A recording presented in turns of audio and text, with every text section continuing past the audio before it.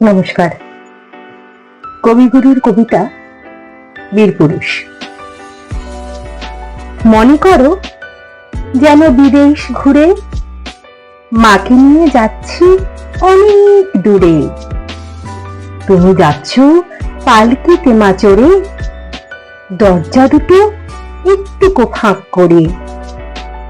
আমি যাচ্ছি রাঙা ঘোড়ার পরে, টকবগিয়ে তোমার পাশে পাশে।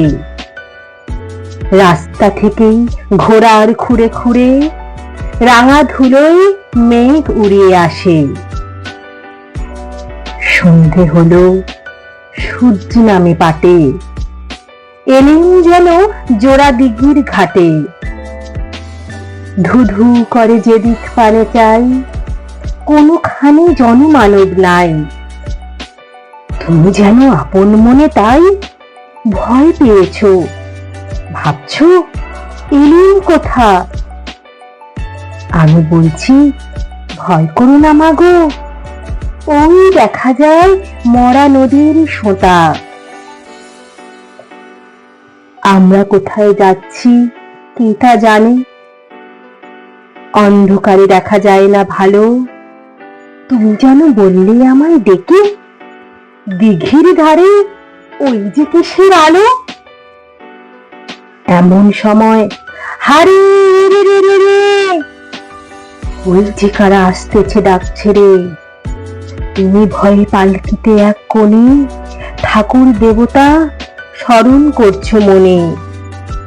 বেয়ারাগুলো পাশের কাঁটা বনে পালকি ছেড়ে কাঁপছে থর থর।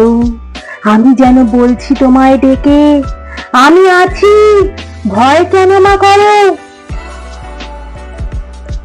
তুমি বললে যাসনি খোকা ওরে, আমি বলি দেখো না চুপ করে।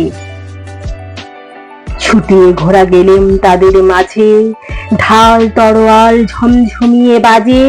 কি ভয়ানক লড়াই হলো মাঝে, শুনে তোমার গায়ে দেবে কাঁটা। কত লোক যে পালিয়ে গেল ভয়ে, কত লোকের মাথা পড়ল কাটা।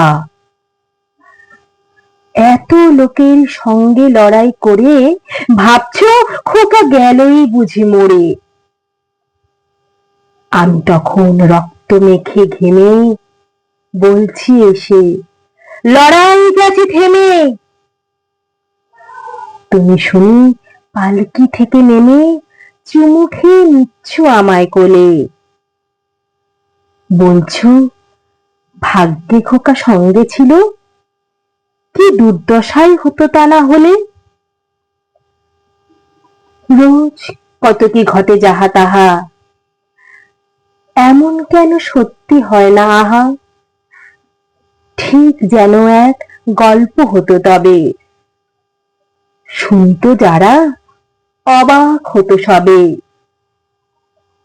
দাদা বলতো কেমন করে হবে, খোকার গায়ে এত কি জোর আছে।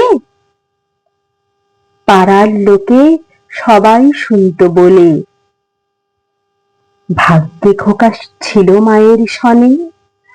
নমস্কার।